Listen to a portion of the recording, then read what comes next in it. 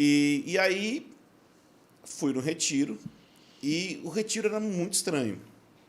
Era assim, tinha o lugar lá que todo mundo dormia e tal, e aí tinha uma tenda, né? E aí, nesse lugar, tinha um pastor que até hoje eu nunca encontrei ele é daqui de Osasco, eu nunca encontrei ele mais. Eu queria um dia encontrar ele, era o pastor Rogério, que eu acho que chamavam ele, ou chamam ele, de Rogerinho Power. Se alguém um dia achar esse cara, eu queria encontrar ele. Por quê? Porque ele, na hora de ministrar, ele tinha uma arma do Espírito Santo. Então ele olhava para a pessoa e falava: receba uma bala do Espírito Santo, Power! Power! E a pessoa recebia. Rogerinho Power, ele que ganhou o Bertelli para Jesus, então. E a pessoa recebia. A pessoa tomava um tiro assim. E, cara, e recebia a presença de Deus. Só que assim, imagina eu, 16 anos, tinha cheirado cocaína a noite inteira toda, e olhando aquilo assim e achando normal. Porque eu achava que só aquilo era igreja. A pessoa caindo, se enlouquecendo, todo mundo muito doido. E naquele contexto, eu não sei como é que Deus fez, eu sei que naquele contexto eu converti. Não sei se foi um tiro que eu tomei. Que tiro foi esse? Mas eu senti assim, cara, eu que estou errado, não é meu pai, não é minha mãe, meus problemas, é tudo culpa minha e tal. E naquele dia eu resolvi, porque eu tinha visto minha mãe fazer isso, eu resolvi pegar todas minhas fitas do Racionais, que naquela época era falecida fita cassete, né? Eu resolvi que eu ia quebrar aquelas fitas na vigília e como sinal de arrependimento e tal. E aí quebrei as fitas, o pessoal não acreditou muito, que achou que eu estava mais com medo de ser preso do que, né, de converter. Talvez era mesmo, um pouco. E eu quebrei as fitas e quando vieram orar por mim, eu caí endemoniado. E quando eu caí endemoniado, o pessoal, sei lá o que aconteceu, orou por mim e eu levantei falando em alemão. Hã? Batizado no Espírito Santo, só que, tipo, não em... estranho. Em outro idioma mesmo. Eu não sei falar. Deutsch, Slane... Tipo Deutsch, mas eu não sei falar Deutsch. E porque lá é uma zona de, como é que diz? De colonização alemã. Então eles sabem o que é alemão. Eu não sei falar.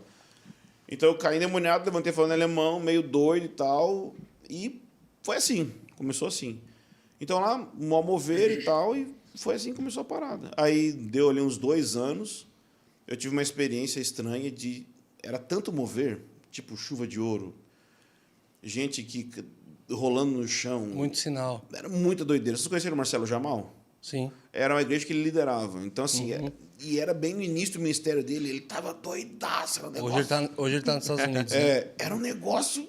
Gente, era muito, muito, muito louco. E aí, chegou depois de 2 anos, então bota aí, acho que 2000, 2001, talvez. Eu tive uma experiência que eu falei para Deus, eu enjoei. Eu enjoei do mover. Eu não sei... Eu falei isso para Deus. Foi a experiência que eu tive. Eu repunei. É a expressão que a gente usa no Rio Grande do Sul. Empapucei. Isso tudo era em que cidade? São Leopoldo. São Leopoldo. Rio Grande do Sul. Eu empapucei e sentei assim na minha cama e fui ler a Bíblia e fiz aquela parada que todo novo convertido faz, né? Deus, fala comigo. E joguei a Bíblia assim e fala comigo e abri a Bíblia e caiu em Êxodo, naquela passagem que Moisés fala: rogo-te que me mostres a tua glória. Êxodo 33. Cara, quando eu li aquilo ali, eu falei: essa parada aqui, ó. Isso aqui não é línguas, isso aqui não é cair no chão, não é riso, não é pó de ouro. Esse negócio aqui que eu quero esse aqui que ele teve. E virou meio que uma obsessão para mim, assim, eu quero esse lance de ver a glória. Aí, na sequência, chegou na minha mão o Caçadores de Deus, do Tom Tinney. Aí, quando eu li o livro... O livro que deixava todo mundo em crise, velho. Aí ele fala, no primeiro capítulo ele fala: o dia que quase o peguei. Não, para. Porque ele fala que a presença entrou na igreja e que eles ficaram batizando pessoas sem ninguém pregando e cantando. Que o púlpito rachou. Isso. E que o púlpito não rachava. Aquele púlpito só podia... Eu fui ver lá... Era não sei quantas toneladas. O púlpito só podia quebrar em caquinhos, fisicamente falando. Rachar não podia por causa do material. Então foi realmente um sinal de Deus. Eu vi a foto do púlpito. Então, assim, foi um sinal muito de Deus. Batizaram pessoas por horas debaixo da presença. Eu não estava lá para dizer se é verdade ou não. Mas eu sei que em Azusa aconteceu igual. Então, assim, para mim, é um sinal, eu queria aquilo. Então virou meio que uma obsessão. Na sequência, deu ali, sei lá, um mês, eu ouvi uma música aparentemente ridícula, chamava Canção da Montanha. Era um gringo, chamava Gregório. E ele ficava cantando: Oh, Deus, preciso de ti, eu preciso de... A primeira vez que eu ouvi, eu pensei, nossa, que música ridícula. A segunda vez que eu ouvi, cara, minha vida acabou. Acabou minha vida, velho.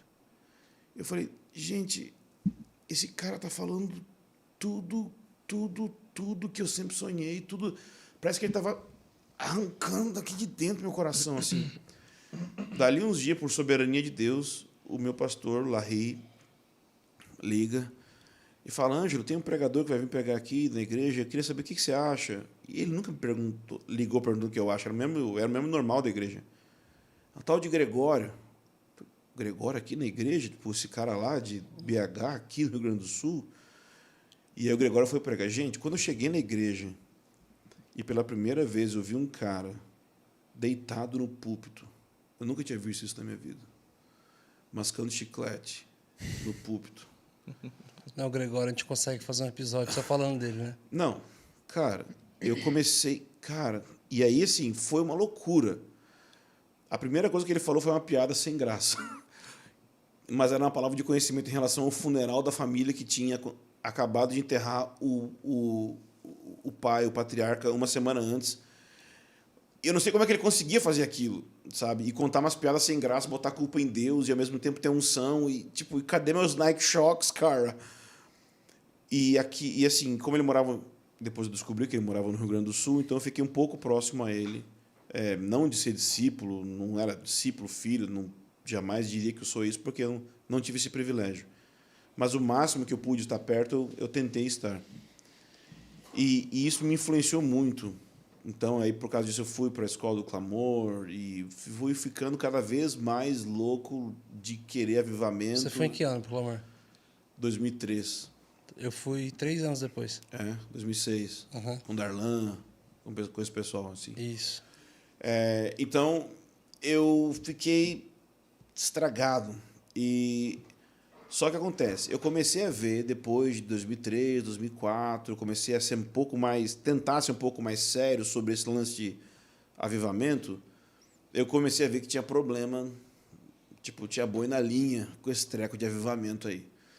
Por quê? Porque tinha 2 problemas básicos que eu estava percebendo entre nós, seja nós quem for, que estava atrapalhando para não ter avivamento. Se viesse avivamento, ia dar problema, ou não ia vir avivamento, que não tinha fundamento da palavra real. A gente tinha paixão por Deus, mas não tinha um fundamento da palavra. E não tinha um fundamento de relacionamentos de aliança real, assim, de submissão, vida de igreja. Eram as 2 coisas que eu via que faltava nessa galera toda que estava buscando avivamento. E eu fiquei aí uns 2, 3 anos vagando, querendo encontrar isso debaixo daquele pensamento de quem é meu pai espiritual e tarará. E foi em 2005 a 2006 que eu descobri uma tal de família Walker, dos irmãos Walker, que buscava avivamento e tal, buscava reforma da igreja. Eu descobri esses caras e descobri que eles tinham um curso no interior de São Paulo e fui lá ver qual é que era. E os caras eram sérios mesmo, com avivamento. Eles passaram por várias experiências, o pai deles, o patriarca, o John Walker, passou por várias experiências de estar nessas tendas de avivamento que a gente lê dos anos 50, dos anos cruzadas. 60. Ele passou por elas, tipo de Catherine Kuhlman, todo esse pessoal. Ele esteve lá ajudando, só que na década de 60, 64, ele se mudou para o Brasil. E ele foi o primeiro cara no Brasil a falar sobre apostólico e profético. Então, ele discipulou caras tipo Robson Rodovalho, César Augusto e outros irmãos que começaram esse movimento das comunidades no Brasil. Então, ele foi o cara que começou isso. No Goiás, eles começaram isso. E um dos filhos dele, o Harold Walker, começou uma escola na cidade de Montemor, onde eu moro hoje, que chama Curso de Preparação Profética. E eu fui para lá por causa disso. Porque eu queria alguma coisa que fosse assim... Quero busca por avivamento na segunda-feira. Eu não quero só a conferência. Eu quero um negócio que seja faca na bota, que seja radical, que seja real. E eu encontrei nesses irmãos isso, especificamente nesse irmão, Harold Walker. Então, desde 2006, quando eu cheguei lá, eu decidi me submeter ao ministério dele e estou, desde então, submetido ao ministério dele, e eu encontrei as duas coisas que eu estava sentindo falta. Relacionamento de aliança profundo e fundamento na palavra. Então, por 15 anos, já deu 15 já? Desde 2006? Mais ou menos isso, né? Eu tenho submetido minha vida objetivamente a esse irmão, Harold Walker, sendo mentoreado no ofício profético, sendo mentoreado na busca por avivamento. Em 2010, eu plantei uma igreja nessa cidade, que chama Convergência. É uma igreja centrada na presença de Deus, centrada em casa de oração e tal. E agora, na metade do ano passado, o Espírito Santo falou algumas coisas comigo sobre eu retornar essas primeiras coisas que eu tinha ouvido de Deus no início da minha jornada, como se fosse assim: ok, você trabalhou em prol de ter esses fundamentos, mas agora está na hora de você entrar naquilo para o qual você treinou. Foi basicamente isso que eu senti de Deus. Então, na prática, eu cheguei para a igreja e falei: eu quero sair do armário, igreja.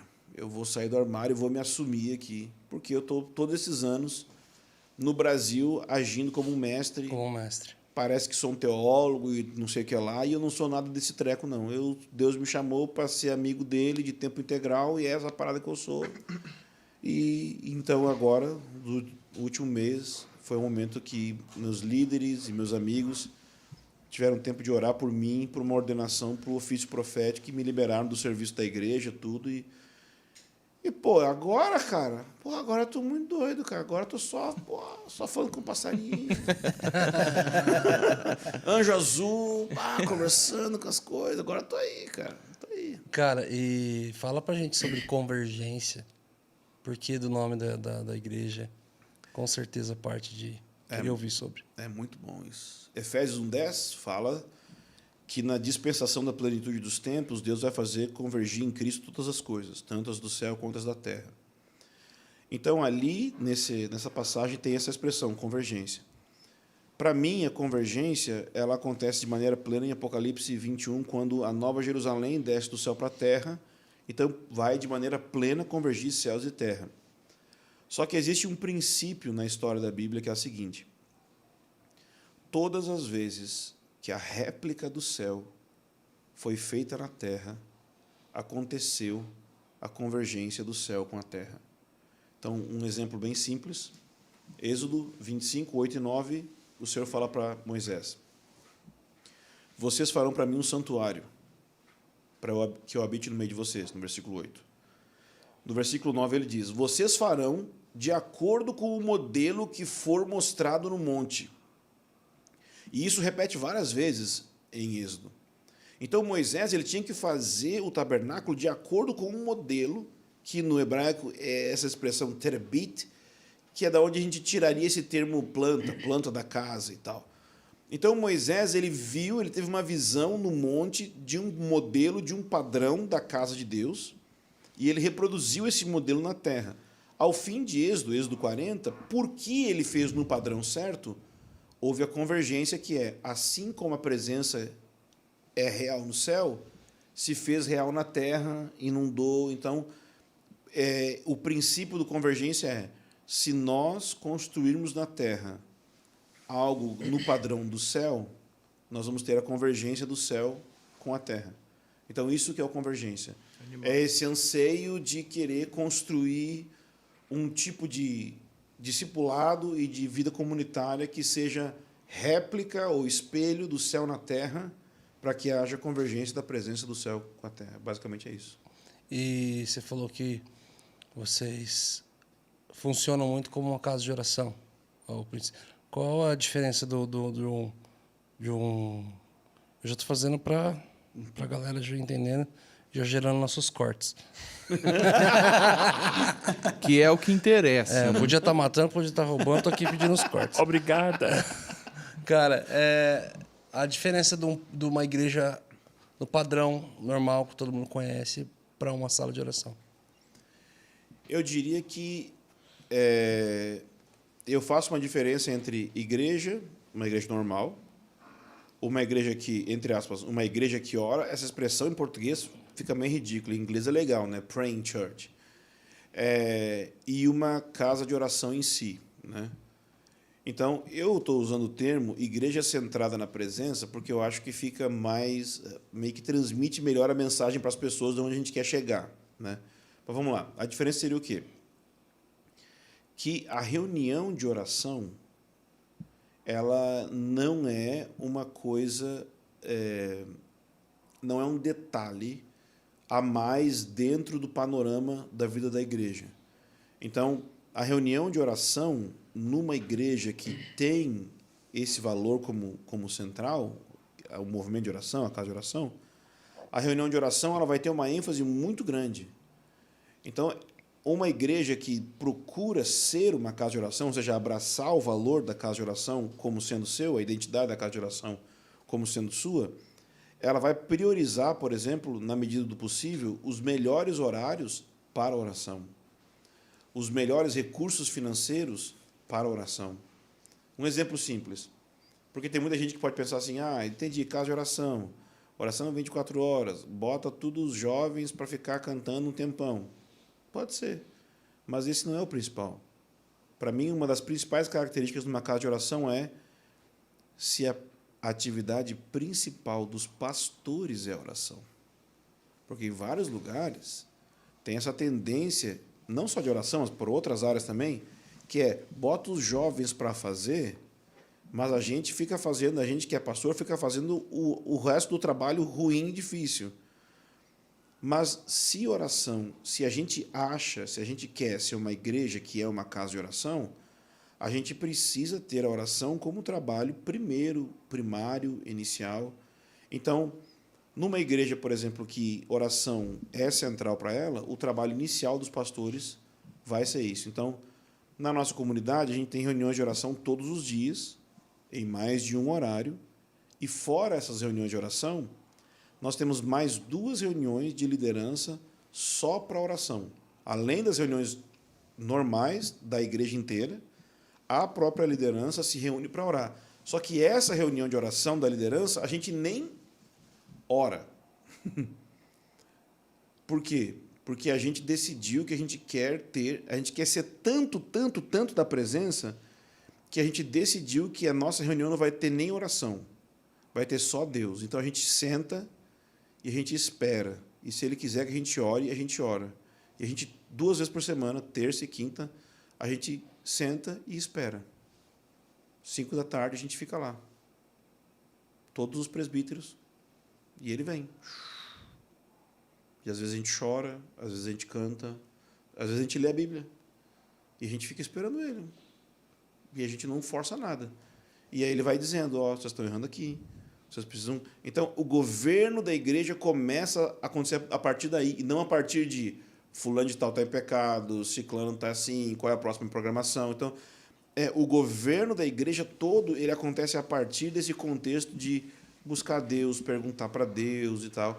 Então, quando a gente pensa na casa de oração, tem mais a ver com isso. Eu sei que tem muitas formas de fazer isso ao redor do mundo, mas para a gente tem sido isso. Por quê? Porque a gente tentou já fazer de várias formas.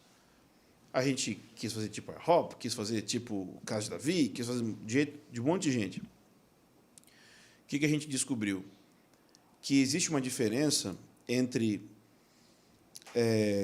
o tabernáculo de Davi e algo que veio antes do tabernáculo de Davi na história de Samuel, na história do livro de Samuel, que é a experiência que Samuel promoveu para os profetas em Ramá. Samuel ele tinha uma espécie de escola de profetas que ele levava os profetas a cantar a Torá, a cantar as Escrituras, e a partir daquela experiência profética, que até tem um versículo na Bíblia que diz que Saul se encontrou com os profetas que vinham tocando e ele foi cheio do Espírito Santo, porque era por causa da escola de Samuel.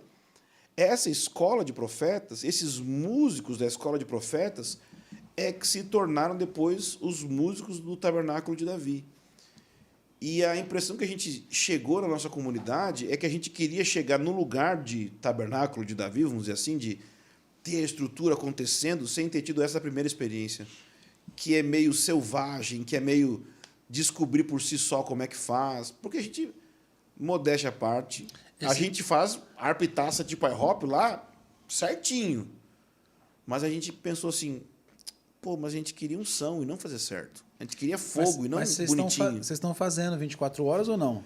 Não, a gente faz todos os dias, tipo 20 horas, vamos dizer assim, 20 horas semanais.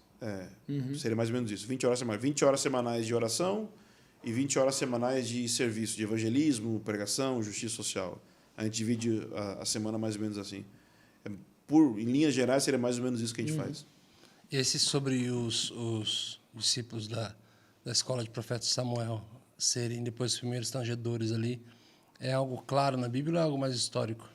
É algo de análises históricos? É histórico, mas você vai ler quando o Davi diz que vai construir o tabernáculo, ele fala assim, eu recebi a planta desse tabernáculo pela mão dos profetas. Então ele deixa claro que o que ele vai fazer ali, ele recebeu da mão dos profetas, mas não pode ser que ele recebeu dos profetas fazer o átrio, o santo lugar, porque isso aí Moisés já tinha feito. Então tem que ser alguma coisa que não tinha até então, que ele recebeu. O que pode ser? No mínimo a introdução da música, a introdução de cantar, a palavra e tudo mais. Então essas coisas acontecem ali nesse contexto de Samuel ter introduzido, que já existia antes, porque desde o início o próprio Moisés já tinha introduzido música para aprender a Torá, mas ali com Samuel parece que fica institucionalizado isso. Parece que tem gente que entra, pelo menos historicamente é isso que parece que tem gente que pode entrar na escola de profeta mesmo sem ser profeta de fato. Ele pode ser um ajudante de profeta, ele pode estar ali junto no contexto ali. E o que eu vejo? Quando eu olho historicamente, por exemplo, para o IHOP. O IHOP tem 2 momentos, e que nem sempre os brasileiros sabem disso. Mas o IHOP tem um momento dos anos 70, 80, até o fim dos anos 90, que eles foram chamados profetas de Kansas City. Meu pastor foi lá nessa época. Eles eram considerados os maiores hereges dos Estados Unidos. Mas por quê? Não tinha esse hype todo. Não, eles eram super mal vistos. Mas era um ambiente profético muito forte. E foi desse ambiente que surgiu tudo que eles aprenderam, que hoje chama IHOP. E o que eu vejo no Brasil é que muita gente quer chegar já nesse ponto sem ter tido essa experiência primária. A gente que pelo menos tentou fazer isso. A gente tentou já chegar... Pô, a gente treinou arpitaça, a gente fez de tudo certinho. Pô, tava jogando o time... Pegar jogando... o método, né? Isso, exatamente. E aí a gente deu uma freada. E a gente falou assim, a gente vai pro selvagem. E aí nós estamos aí uns 5 anos no selvagem e está sendo assim muito legal, uma experiência. Eu estou assim nos melhores anos da minha vida. Estou muito feliz. Você conhece outros lugares, outras igrejas que fazem esse formato que vocês fazem, ou isso aí foi direção para vocês mesmo? Como que foi? Então, a gente tem amigos nossos que fazem isso do jeito que a gente faz, porque eles são nossos amigos. Mas que fazem casa de oração, tem gente do mundo inteiro. Não, sim, mas no formato que vocês fazem, assim. Só amigos nossos, aqui no Brasil. Então, por exemplo, o Michel, né, lá no Liberdade Rio, eles têm a casa de oração também, eles fazem os turnos normais, mas eles também têm esse outro tipo de formato que a gente fala de... A gente dá um nome que é Ministério ao Senhor, é baseado em Atos 13, né, que fala que na igreja de Antioquia tinham profetas e mestres, e enquanto eles ministravam ao Senhor, disse o Espírito Santo, separai-me Saulo e Barnabé para a obra que os tenho chamado. Então fica uma incógnita, né? Como que o Espírito Santo disse para eles. E outra coisa é que eles eram profetas e mestres, mas eles não estavam ministrando uns aos outros a palavra, eles estavam juntos ministrando ao Senhor. Então era tipo assim, o celular estava desligado, o relógio estava num canto, e não tinha ninguém com uma agenda para saber quando é que ia, quem que ia ministrar, quando. Por que eu estou falando isso? É porque o seu John Walker, que começou o nosso ministério, que assim, começou o ministério que o meu pastor lidera, ele dizia que o sonho dele é que um dia os profetas de Deus, os pastores, eles iriam sentar juntos e eles iriam fechar a agenda, desligar celular, relógio, e eles iam só esperar em Deus. Eles não iriam conversar sobre a próxima conferência e tal. E quando isso acontecesse, quando um ministério ao Senhor desse como Atos 13 acontecesse de verdade no Brasil, aí sim o avivamento ia começar. Porque geralmente a gente reúne para, né? O que a gente vai fazer? Qual o próximo projeto? Exato. Mas no fim das contas, se a gente fosse ser sincero, sei lá, espero não ser muito traumático aqui, trágico, mas se a gente fosse ser sincero, a gente não tem muito o que dizer para as pessoas. O que a gente precisaria no tempo presente era parar de falar tanto e fazer silêncio para ouvir Deus. Esse que é o grande lance que eu acho que a gente precisava hoje em dia. Então, esse modelo de oração que a gente está fazendo, a gente está praticando entre nós, sonhando que um dia seja um modelo para os líderes no Brasil. Como liderança, a gente quer esperar em Deus. E a gente fez isso ano passado por 6 meses, todos os dias, com a igreja inteira. E foi assim. Mas por quê? Porque a gente não conseguiu parar. Veio uma presença de Deus e a gente ficou... A gente não conseguia parar de orar. Então, foi uma coisa muito assim, louca. Eu não conseguia... E aí, a gente tentava... Não, gente, tipo, meio que não venha na oração. E aí não parava de aumentar. E, tipo, gente, pandemia, não vem na oração. Só vem 5 pessoas. E via 90 pessoas. Pô, 90 pessoas na reunião de oração, e você não querendo que as pessoas venham na reunião de oração, alguma coisa estava acontecendo. E não, assim, sem nenhum instrumento ligado, nada, só Espírito Santo. Então, muito inspirado em Gales, né? Gales, para a gente, é um sonho, assim, Roberts, né? é uma coisa que a gente fica olhando, assim, e sonhando O com Killan aquilo. fez parte desse tempo aí, ou não? De- David Killan. Ele é do país de Gales, certo? ele é de Irlanda, né? Ele é de Irlanda. Da Irlanda. Mas Gales é 1900, né? Ah, ele fez parte de uma... Eu fui numa Sim. conferência dele, ele falou que... Com o Robin Mark, não é esse? Não lembro o nome, mas de Irlanda, acho que fez é. parte desse. Tem uma canção do Robin Mark no CD Revival in Belfast. Escutem essa canção. Tem no Spotify? Tem. Gente, é muito quente. Uau. Muito quente. Uau.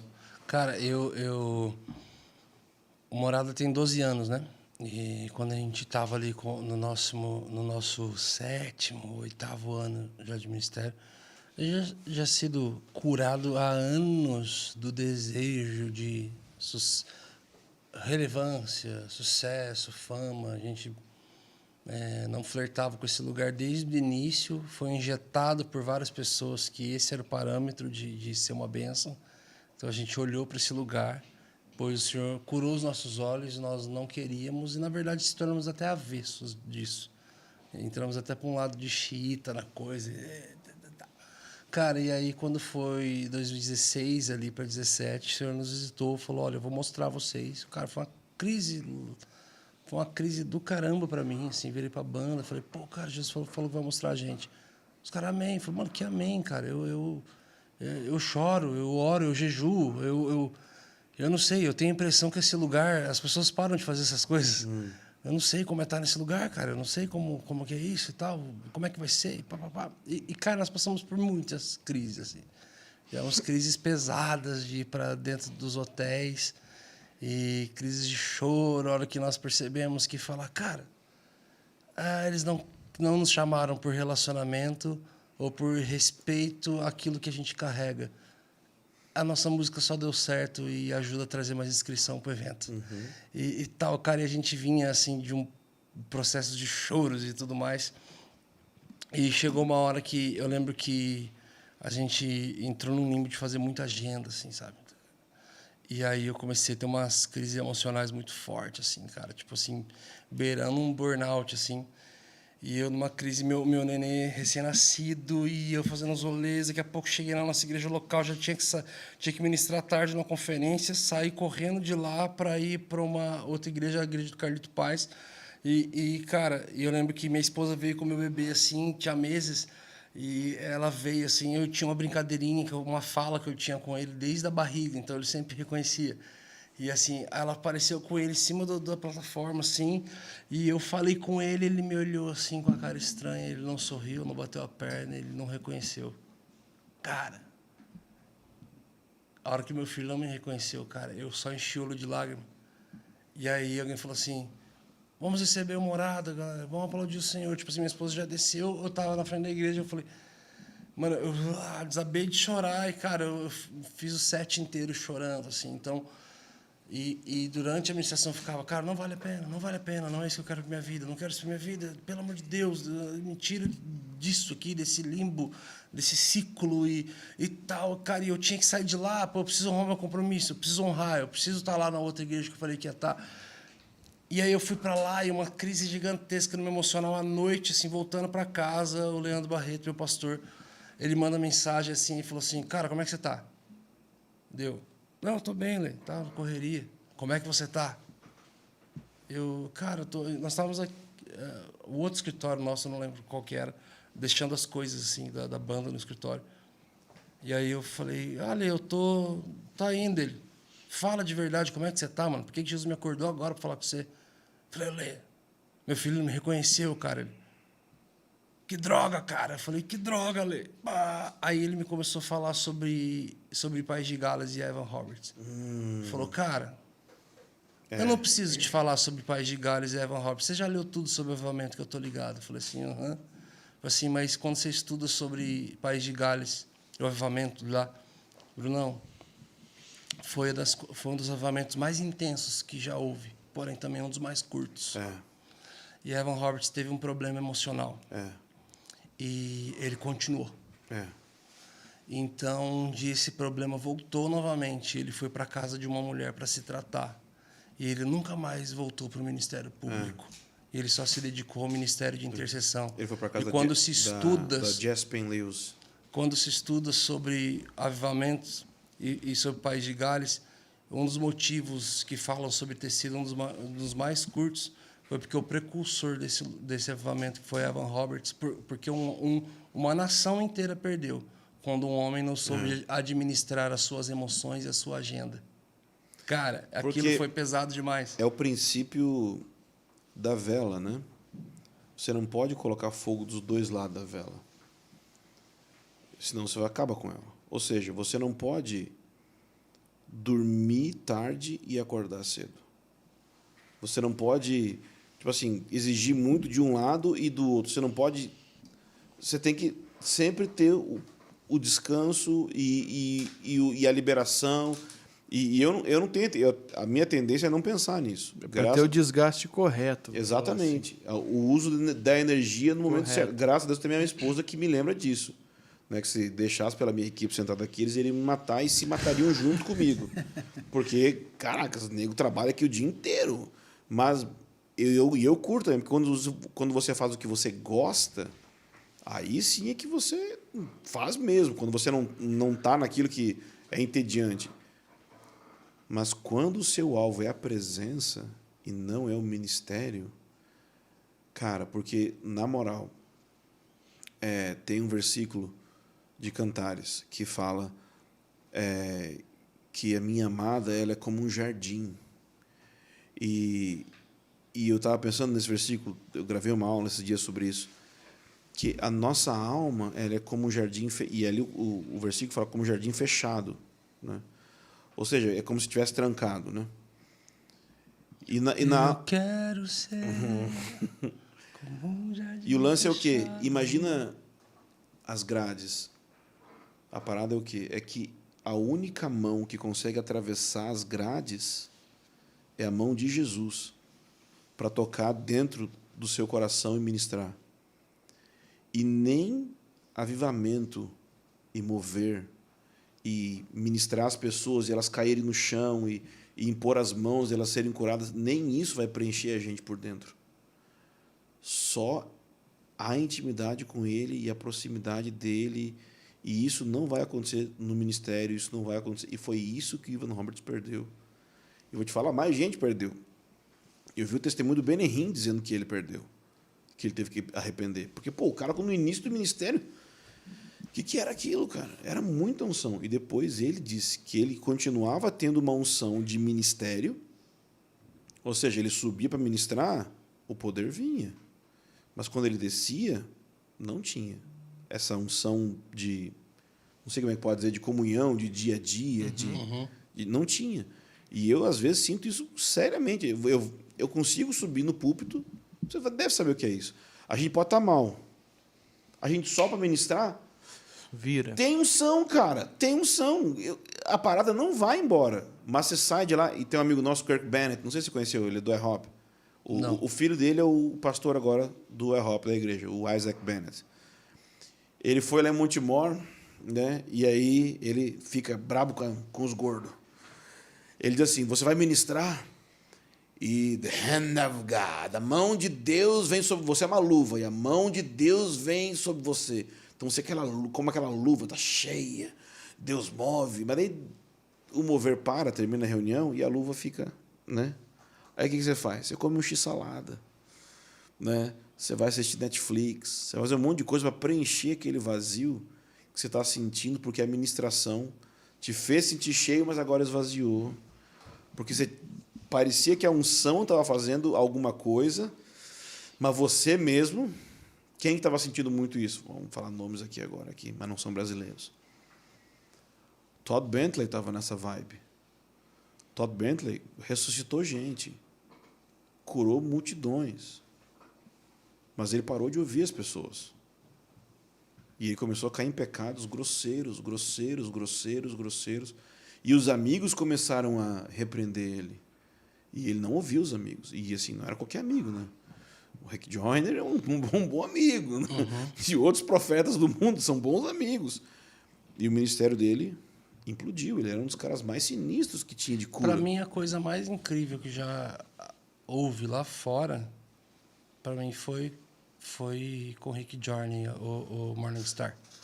Assim, musicalmente, profeticamente, artisticamente, a vibe, a atmosfera, Leonard Jones, a galera, tudo, era coisa, meu Deus, mais assim que eu já vi. E no Brasil, o caso de Davi, né? E pensar que, vamos abrir um parênteses aqui pelo corte, então, se o Morning Star foi uma das paradas mais altas, qual foi a música mais alta do Morning Star que você acha? Qual foi... Se o Morning Star foi o mais alto, qual foi o CD mais alto e qual foi a música mais alta? Deles mesmo ou de alguém deles? Deles. Eu estou entrevistando agora. Não sei, do nada eu virei o entrevistador. Olha, não, mas a ideia é essa mesmo, esse bate-papo mesmo. Pode voltar. Uma ótima pergunta. Segura essa bucha. Me vem o How He Loves, só que... Não, essa bucha já pulou lá pro Joe Mark já, né? Já pulei pro Joe Mark, segunda que é geração. Dali, uhum. É verdade. Eu vou falar aqui só porque a gente tá na vibe das brigas das internet. Para mim, o CD mais quente é o Glory. Porque é o CD que a nuvem física da glória de Deus entrou. Só que a nuvem física da glória de Deus entrou quando eles cantaram Beatles. Sério? A última faixa do CD.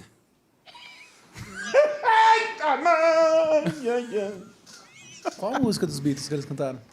I wanna hold your hand. Mano, eu ia falar verdade. essa aqui agora, chutar essa aqui. Eles cantam também Come Together no CD Drumnia. Demais pra minha cabeça. Right now, over me. Mas aí, essa daí, eles cantam... Eles dão uma adaptada na letra do I Wanna Hold Your Hand. Eles dão uma adaptada, dão uma... Na época eu não sabia, né? Só que é muito doido, porque quem puder ouvir, por favor, tenha experiência, porque é muito doido. Eu estava na Escola do Clamor, 2003, aí todo mundo falou, tem a música do Morning Star, que a nuvem entra. E é tipo físico mesmo, entrou físico a nuvem. Tava Kevin Prosch, Rick Joyner, todos os caras sinistros lá na hora. E eles tinham acabado de tocar um set, né, rápido, de 15 horas. Tocando. Aí depois de 15 horas tocando, tá no CD escrito, 15 horas tocando, o Rick Jones sentiu, falou, eu acho que a gente deveria cantar I Wanna Hold Your Hand dos Beatles. Já pensou se o pastor chegar para você e falar isso? Benção. O pior é o ministro de louvor ter na manga a música. Né? Todo mundo sabia as notas, sabia tudo. Isso aí. Né? Ok. Aí, eles cantam, só que no CD você vê que tem aquela parada do Morning Star quando termina a música, né? Isso fica... Vai subindo a música. De repente, para tudo. É só você ouvir no CD. Para a celebração. E começa um pranto do nada. Por quê? Porque eles estão curtindo assim, né? Celebrando, de repente a nuvem entra, diz que ela entra de um canto assim. Cara, Físico. Físico. Parada física. Da galera sentir de quem manda roupa, assim. Uau, vai dar um. Ih! Cara, eu amo demais. Eu quero voltar nesse assunto. Não, mas nem Isso sai aqui- dele não, ainda. não é. Você já tá indo para outro canto. Não, porque ele tá falando sobre profética e tal. Eu queria Não. muito falar sobre a questão dos 5 ministérios. Só um parentezinho aqui, ô Brunão. Uma das coisas que a gente mais observa é essa queda de grandes homens, de grandes nomes, porque ele parou de ouvir o homem que estava do seu lado, aqueles que têm a proximidade dele, aqueles que podem exortar ele. Você acha que é o maior erro de um homem de Deus, de um ministro, de um profeta, é não ter a comunhão com os santos? Tem uma expressão que meu pastor usa que é a sapata. Eu não sei- Sapata. Não sei se vocês usam isso aqui. Não sei se vocês já foram pedreiros também para saber o que é sapata. Algumas Não, vezes. Chama morada, mas é só pelo. Ah, tá bom. Porque quando você vai construir, você tem que fazer uns buracos no chão e você tem que fazer a sapata. Então, o meu pastor fala que as sapatas são um tipo de relacionamento muito forte, que te bloqueia. Não é só porque tem aquela coisa assim, um ouvir opcional. Sabe o que é ouvir opcional? Aquela coisa assim, não, é que eu estou na paternidade ou na comunhão do fulano de tal. Tá mesmo? Que legal. E por que você está na minha casa me falando dos seus problemas e não está lá falando dos teus problemas para ele? Porque acontece, duvido que não acontece com você. O sujeito vem se abrir para você, mas teoricamente a paternidade dele é outro cara. Por que ele não está lá? Porque aquela paternidade lá é fake. É só paternidade ir na conferência, tirar foto e tal, para botar o branding lá. Então não é paternidade. Vamos mudar de nome e dizer branding. Tranquilo, é legal. Por que não ter? Pode ser. Mas precisa ter um tipo de relação que a pessoa olha, mete o dedo na tua cara e fala, cala a boca, velho. Você tá louco. Para! Você não vai ministrar lá. Tô empolgado aqui. Você não vai para lá, você não vai... Não, para. Você não vai ministrar, eu quero ministrar. Você não vai ministrar. Tem que ter pessoas que fazem isso na sua vida. Então, assim... Autoridade para treta. Isso. E não precisa ser, tipo, meu pastor. Eu tenho um pastor específico que, se precisar, ele faz isso. Mas, assim, é tipo botão vermelho. Última instância. Eu não preciso apertar ele. Minha esposa pode apertar ele e tal, mas não precisa. Eu tenho 4, 5 caras específicos, 3 mais fortes. Então, tem um cara que mora, assim, no 10º andar, eu moro no 3º. Todo dia a gente tá junto. Ele é meu braço direito. Se eu fizer qualquer coisa, a minha esposa fala com ele. Aí tem o outro cara, que é o braço esquerdo. Tem o braço direito e o braço esquerdo. Qualquer coisa que eu fizer, e qualquer coisa que eles fizerem também, as esposas contam para mim. Na hora, com certeza. E tem os outros caras ao redor. E aí tem um que é especialista em finanças. Qualquer coisa que eu sair, e eles sabem exatamente tudo quanto eu ganho.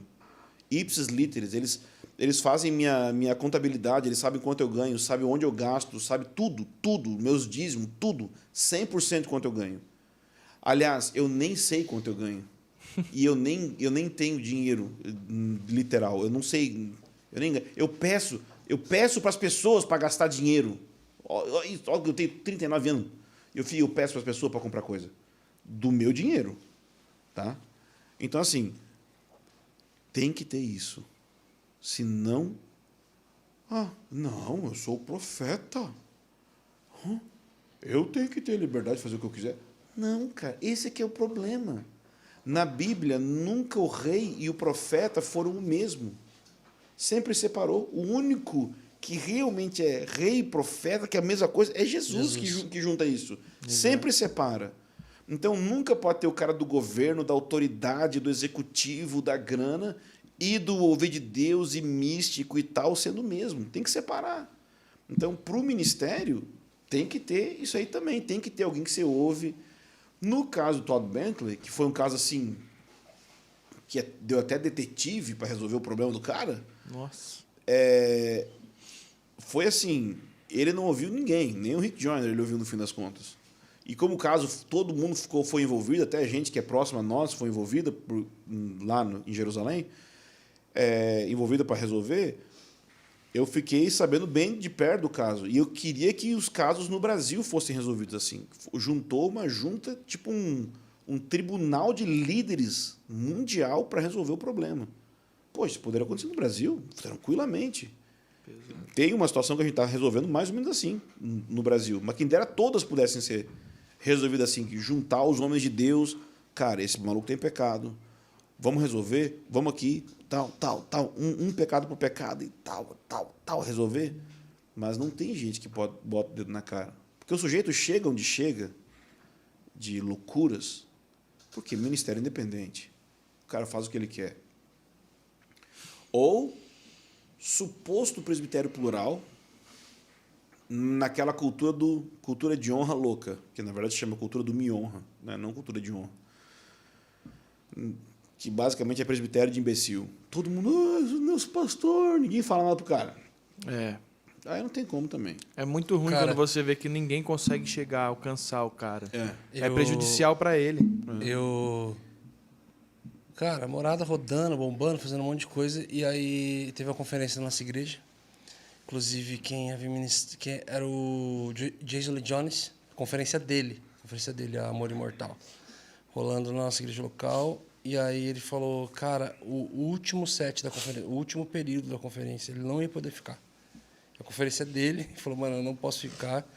Todo mundo já tem aquela parada, o último da conferência também é aquele momento, ápice. E aí ele falou assim, por favor, cara, chama um ministério para fazer, tal. E na época nem todo mundo do Morada morava aqui. Na verdade, só eu morava. E aí veio toda a banda lá do interior. E São José do Rio Preto, eu tava morando aqui recente, beleza. E, cara, dando uns rolês pra caramba. E a banda toda vez, nós já iríamos vir para participar, mas o Leandro falou, cara, traz equipamentos que o Jason vai precisar ir, o último set vai ser com vocês. Eu falei, beleza. E aí teve alguns momentos durante a conferência, assim, que, tipo, eu cheguei no estacionamento, eu fui na cantina comprar um negócio e alguém falou, Brunão, o que você fala de tal coisa? Tal? Cara, eu comecei a falar. Na cantina, a galera começou a juntar. Cara, uma presença de Deus, assim, a galera começou a chorar, sabe? Eu falei, cara, que louco, velho. Tipo, Deus tá me usando mesmo. Cara, aí, outra situação. Fui conhecer. Aí foi quando eu já tinha conhecido o André Aquino, a gente é muito brother, mas aí ele foi me apresentar a esposa dele, eles estavam na conferência. Aí fui lá pra dentro, cara, daqui a pouco começou a falar com os dois e fluir em palavras de conhecimento, daqui a pouco os dois estavam chorando, tal, eu falei, amém. Aí numa outra sessão, eu fui no estacionamento, minha esposa falou assim, corre. A hora que a gente desceu do carro, assim, minha esposa falou, vai. O que está acontecendo dela? Sonho. Falei, quê?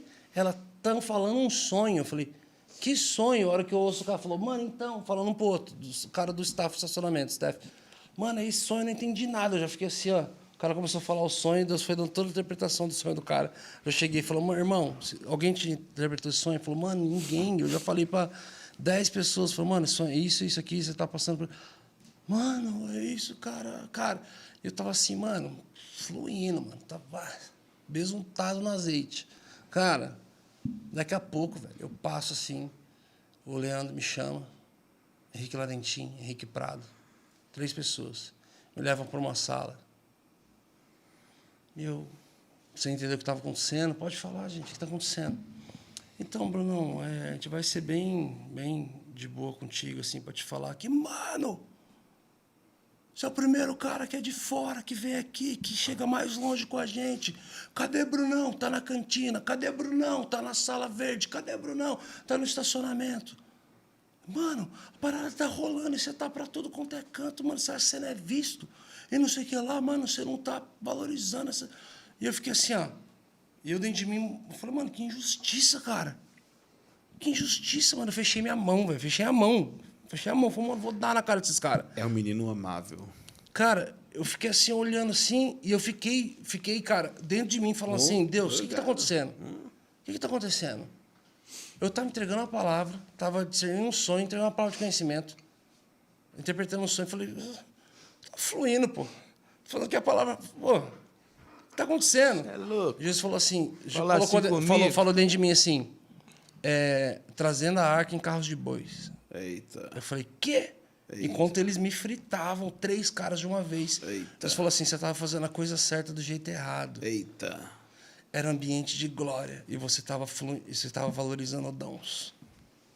Quando a glória vem, dom nenhum funciona. Tipo assim, cara, ele falou assim, eu sou o centro e tal.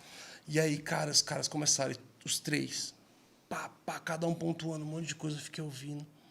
Cara, choro de lágrimas, assim. Aí o Leandro falou assim, cara, perdoa os excessos aí, tal. Você quer falar alguma coisa? Aí eu falei, obrigado. Eles, o quê? Eu falei assim, obrigado. Porque... Aí o Leandro falou assim, cara, inclusive, vocês não vão ministrar na conferência. A gente precisa colocar alguém que valorizou todo o ambiente. Mas a sua banda vai tocar, tá? Só você que não vai ministrar. Falei, quê? Não, eles estavam. Eles vão tocar. A gente vai colocar outro ministro para fazer com a morada. Eu já fiquei Quebrantado. assim... Eu fiquei assim, mano, esse cara tá mexendo onde não deve. Esse PJ não é deles. Tudo tem limite. Vamos lá, meu amigo. Fiquei assim, ó. A gente é amigo até o fim, mas isso é o fim. Eu já fiquei assim, ó. Eles falaram assim, você quer falar alguma coisa? Não. Eu falei, quero falar obrigado. Eles, quê? Eu falei, obrigado. Eles, pelo quê? Eu falei assim, eu falei chorando, assim, obrigado, porque meu e-mail tá cheio de convite. O Brasil inteiro está me chamando. As igrejas estão abrindo todas as plataformas para nos receber. As salas verdes estão... Sala verde, para quem não sabe, é a sala VIP ali que fica os ministros e tal. As salas verdes estão repletas de coisas boas para a gente comer. A gente tem muito tapa nas costas para receber, muita selfie para tirar.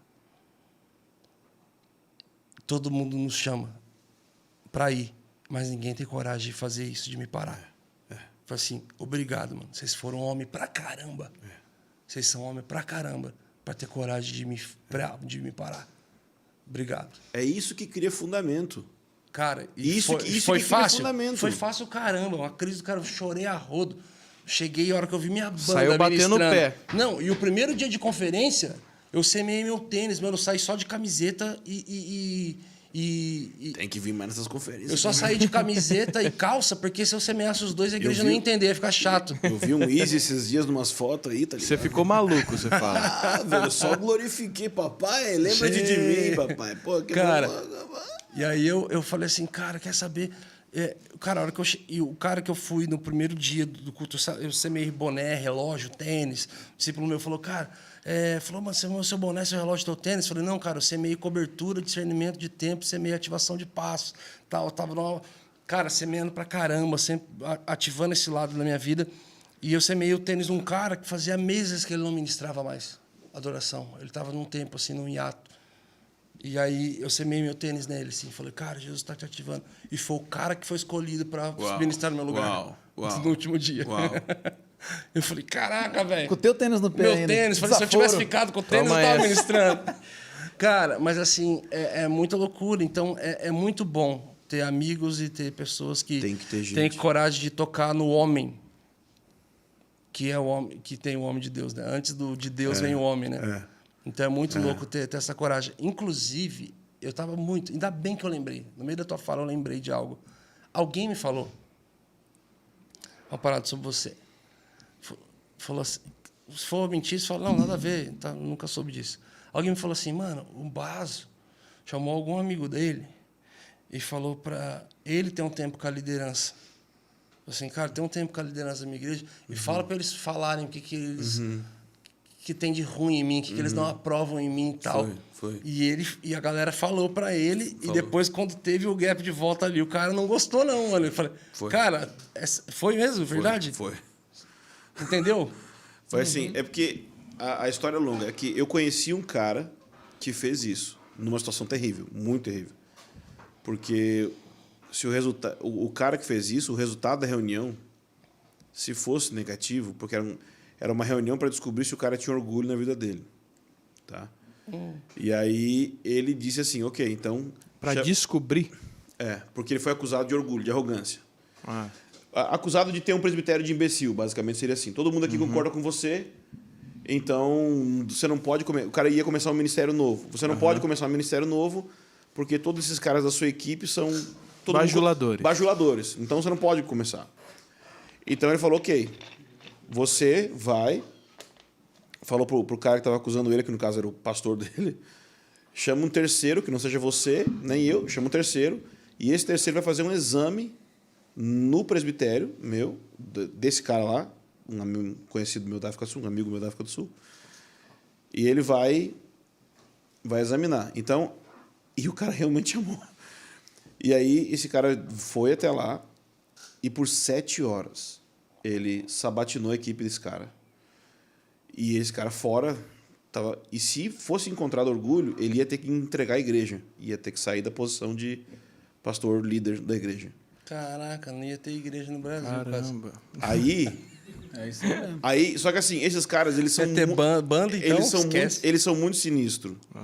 E aí, quando eu conheci eles são tão fortes que o meu pastor me pagou a passagem para ir para a África do Sul para eu conhecer eles, e hoje eles são uma espécie de supervisores e mentores sobre a minha vida na área de igreja, de viver igreja na prática e tal.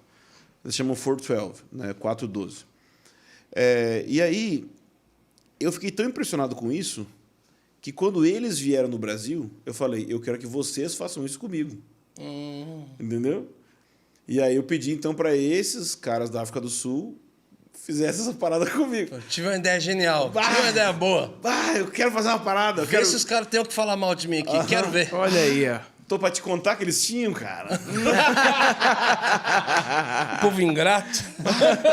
O povo não conhece cultura de honra, cara. Desmontei meu presbitério e fiz outro também. Corte já pronto. Então, eles fizeram a reunião e foi muito interessante porque um dos caras era canadense, o que significa que ele não tinha alma nem amor por mim. Um dos caras que fez o exame... Não tinha coração, mano. Ele só anotou que eu passei em coração, sem emoção. Pá. Instrutor de autoescola, né? Exatamente. É isso aí. A todos os meus erros. E assim, eu achei que eu ia lidar bem, porque eu estava super acostumado a estar tomando. Só que eu acho que foi tão. De um lado, foi muito preciso. A primeira coisa foi isso. E de outro, é porque tinha um erro. E eu acho que é um defeito meu que eu abraço certas críticas, mesmo erradas. E, tá ligado? A gente tá enfrentando isso agora com os lances de rede social. Tipo assim, você posta uma parada. Sei. 700 pessoas. Caraca, que massa! Aí vem um. Aí pra você... Fala, Isso. mano, esse gordinho, esse hobbit aí, não sei o que lá. Então, já aproveita pra... isso, essa parada aí, entendeu? Essa parada. Esse leprechão. Cara, você esquece de tudo que falaram e você só foca naquele cara. Exatamente, entendeu? Então, porque tanto que a crítica, os caras falaram, essa crítica aqui é infundada. A crítica infundada foi a que eu... meu Deus! Eles disseram que estava errada a crítica, mas eles me explicaram qual que foi a crítica. E foi muito bom para mim. Me ajudou demais. Assim, só que só para vocês entenderem, porque isso eu já falei... É a maior fábrica de resiliência, isso daí. Né? Vamos praticar Só que assim, isso ó, aí no Morada. Isso aí eu já contei no outro podcast. Então eu vou contar Nossa, agora nós nesse tudo. podcast um Não, negócio que eu não contei. Morada não precisa. Não precisa. Eu vou contar um negócio que eu não contei, porque isso aqui eu contei no Dizascope. Vou contar um negócio que eu não contei no Dizascope. Isso. Vamos Exclusivo, lá. vai. É exclusivo. Isso. É ok. Antes disso acontecer, esses caras, agora vai ser bom! Esses caras, para darem cobertura pra gente, foi um processo de 2 anos de exame da nossa vida. Tá? Caramba. Então, o que eles fizeram? Eles começaram assim. Para começar, a gente nunca pagou para eles virem da África do Sul para cá. Eles que pagam do bolso deles. Aí, eles vêm para cá e não vem assim, tipo, vem um cara. Vem, tipo, 30 pessoas. Eles chegam para o Santos na igreja e falam, nós vamos visitar os irmãos do Brasil. Aí o Santos, nós vamos visitar os irmãos do Brasil. E aí, vem 30 sul-africanos. E às Do vezes, nada. E ficam com a gente aqui tal. Beleza. Ok. Aí eles chegaram e fizeram uma reunião comigo e mais 2 presbíteros e suas respectivas esposas.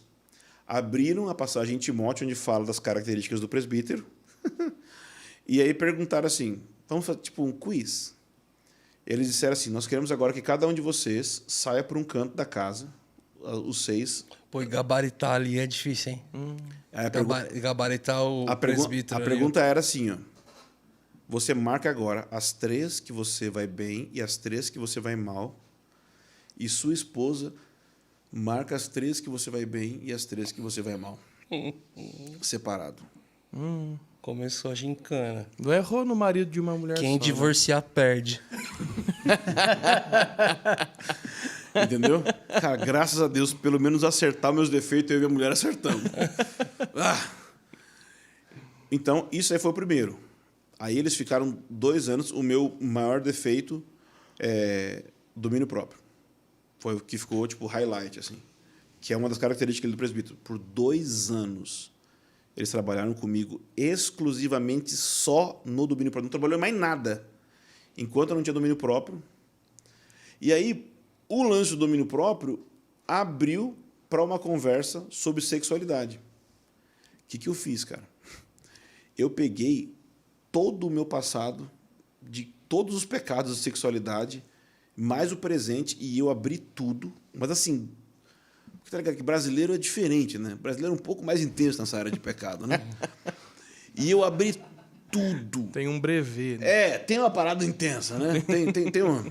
Diz que o Luengo, quando saiu do avião, entrou no Brasil, a primeira coisa que ele falou: eu sinto o espírito de prostituição no Brasil! Caraca! Pray for America! Começou a tocar samba, não. Na hora, eu tô ligado. Eu vi um pastor falando que o diabo, quando vem no Brasil, ele fala assim... Ele fala assim, nossa, olha o que esse cara tá fazendo. Boa ideia, vou anotar, fazer com alguém. Não é nem ele. Não é nem ele, é o cara mesmo que tá fazendo. Credo, gente. Corta essa. E eu abri 100% tudo. Eu peguei a Carol e ele e o cara, que era o principal, e abri tudo de tal forma que eu disse assim, ó, e agora tá aqui meu cargo de pastor. Se qualquer área... Você já entregou, já. Tá aqui qualquer área. Se qualquer área eu não puder mais ser pastor, eu tô aqui entregando agora. Tá aqui, e abri tudo. E eles examinaram tudo. E aí falaram, não, você pode continuar.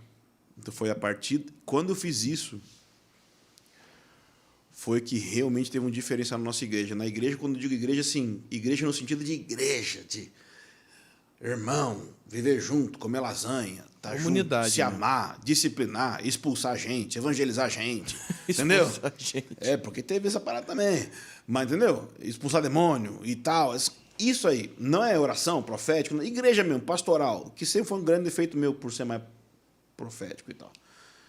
Fez a grande diferença, cara. Grande diferença. Esses caras encaram obedecer Bíblia no sentido de como Deus faz igreja muito sério. Então eu abri minha vida toda e eles trabalharam até eu entrar na prática da vida de caráter mesmo. E a partir daí nós estamos construindo ainda um relacionamento.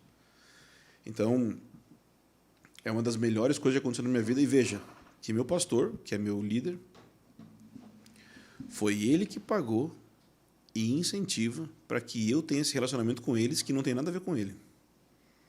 É como se fosse quase uma disputa de liderança, mas não tem. Mas... E depois desses 2 anos fazendo com você, eles fizeram com a liderança, e aí quando você começou a ouvir, não desceu redondo. Depois... Não desceu, mas não desceu por quê? Por causa de uma questão emocional minha.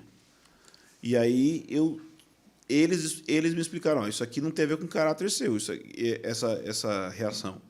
Essa reação tem a ver com emocional, não é caráter, assim, problema de caráter. É a questão de que eu sou sanguíneo. Você é o quê? Palavra de afirmação? Sua linguagem de... Isso. Então é tipo assim, cara... O cara que a linguagem de amor dele é palavra de afirmação. Você sabe palavra negativa, é o fim do mundo. Isso, entendeu? Então é isso que acontece comigo. Eu fico mal. Eu queria levar, na verdade, a outra metade aqui do podcast para um lado talvez mais da galera. A gente falou bastante de igreja, falou bastante... Mas eu acho que tem bastante assunto que a gente consegue entrar que para massa, vamos dizer assim, para a gente trazer esclarecimento para a galera e tal. Até a primeira coisa que eu queria perguntar, voltando uns 20 minutos na conversa, que hora que você falou em relação aos Beatles e tal, porque, mano, a gente sabe... Chegou essa pergunta. O tabu... Deixa eu construir a pergunta primeiro. Domínio próprio tá faltando. Domínio próprio. Vamos falar de de domínio próprio? Perdão, gente. Lê a pergunta aí, vai. Depois eu falo a minha. É, Eu daí vou você ler também, mano. constrói. Eu não sei lidar Agora- com crítica. Tá vendo como é que é? Não, daí você constrói, ia ficar tão bonito. Então vai, lê aí Ó. do nosso inscrito. Vamos respeitar o Pedro Underline Macedo aqui. Então vai, Pedrão. Perdão, já errei a pessoa que chegou um monte de perguntas junto aqui e baixou tudo. É sobre música que você vai falar? É essa mesmo? Não, Ah, é. sobre lasanha. Mano, o cara Então começou... eu gostei da pergunta. O cara começou... Tá bem antenado. No... Aqui, ó, entrei até na pessoa errada Ai, aqui. meu Deus. Ah, por falta de Deixa eu fazer a respeito. pergunta. Faz Faz a a pergunta, pergunta, então. pronto. Claro. Que você comentou sobre os Beatles. Eu já tinha visto a Bethel ministrando e no meio da ministração eles puxaram a música da Rihanna. E a igreja veio junto também. Rihanna? I wanna stay. Eu não sei como é que é certinho, mas puxou essa daí da Rihanna. A gente teve... Eu não lembro quem que foi que esse dia atrás tocou Black Eyed Peas. Do I Got a Feeling. Né? Esses meus amigos da África do Sul cantaram essa música numa conferência. Eles começaram a conferência com essa música. Também. Então, e A recentemente... Beta também fez, a Hilson fez. Recentemente a Casa Worship foi, né? Que gravou aqui começou um culto com essa música. E eles mesmos já falaram, olha o cancelamento chegando. Que tipo, que todo mundo ia cancelar eles e realmente cancela. Porque o brasileiro não está acostumado com essa cultura de música secular, principalmente dentro da igreja. Mas, cara, você acha que isso é realmente só uma cultura nossa? Ou qual que é a tua visão em relação de colocar uma música secular? Você falou que colocou, né, recentemente no culto, né? A gente fez isso assim. Pergunta de John Davidson aqui. Música secular pode no culto? Então, a gente... Só para explicar, tem duas formas que a gente executa música secular. Não gosto desse termo. Música popular no culto. A gente só quer saber pode ou não pode e deixa no ar, Tá. que deixa a galera bater em você. Beleza. Pode. Já nem apanha, né? Tudo não, pode construir.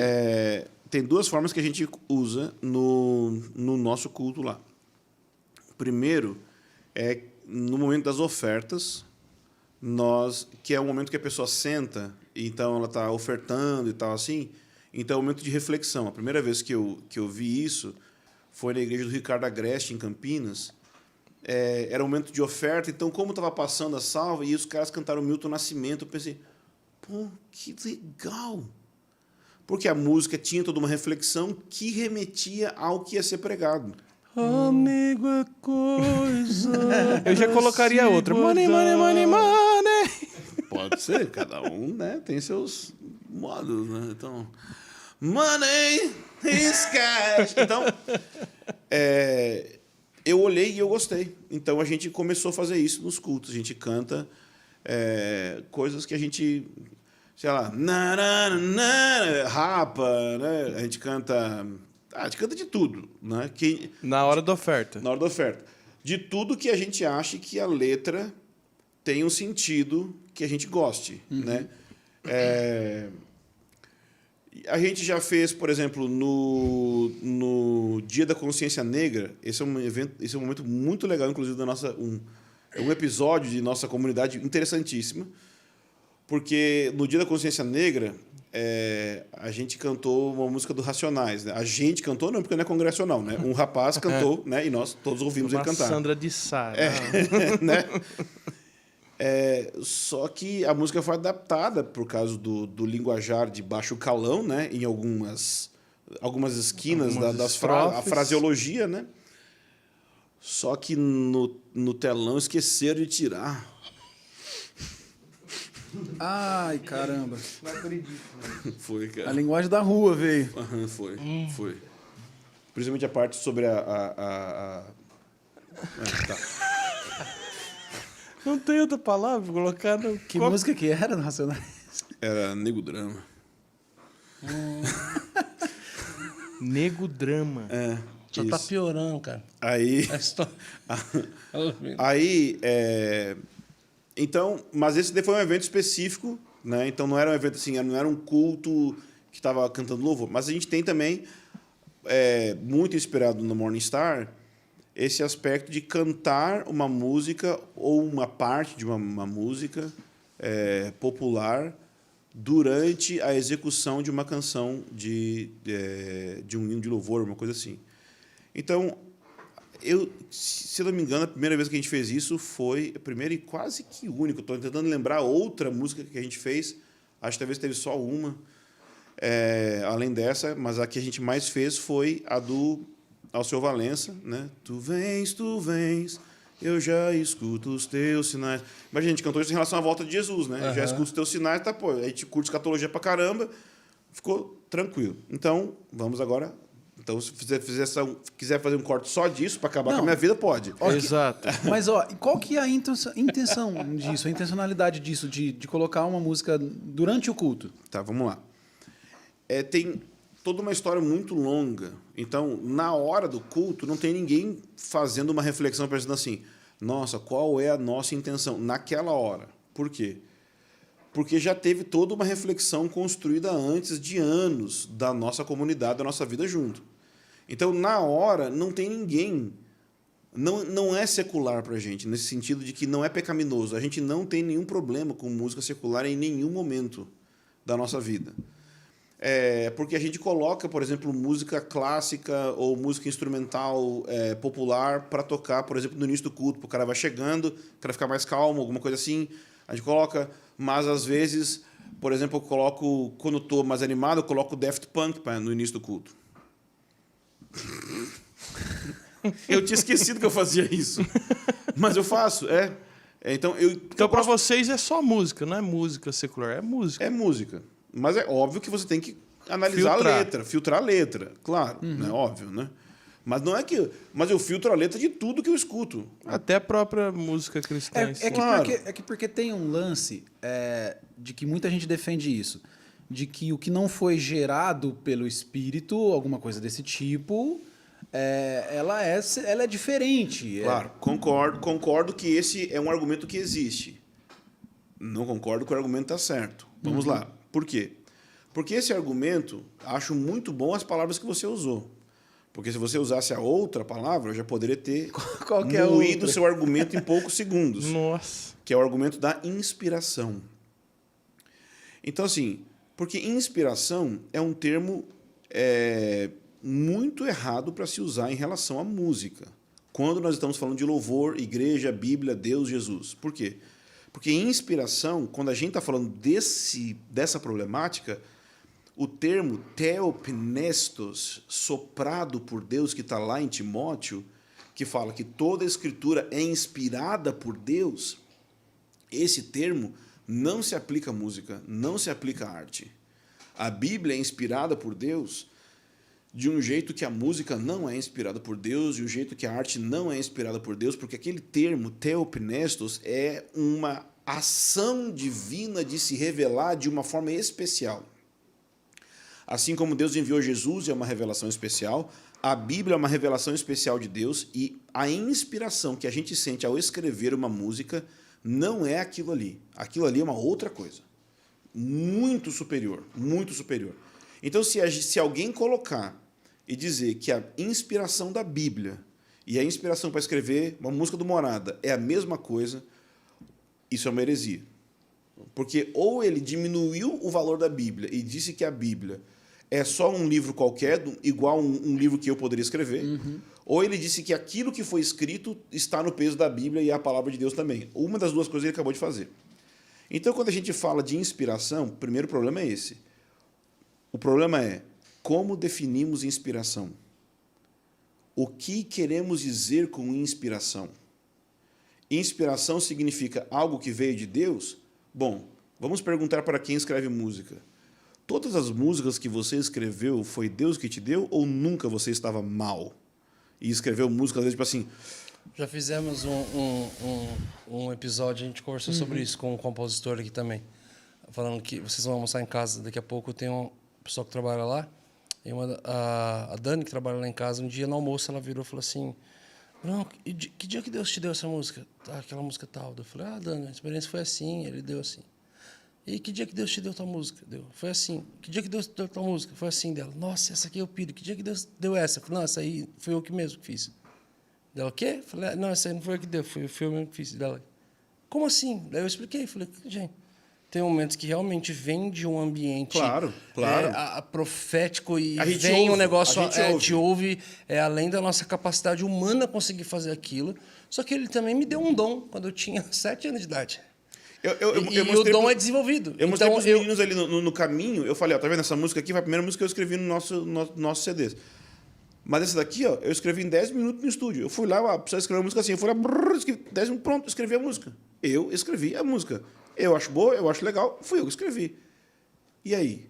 Não é que, mesmo a que a gente chama de ouvida, não é inspirada por Deus nesse sentido. Mesmo assim.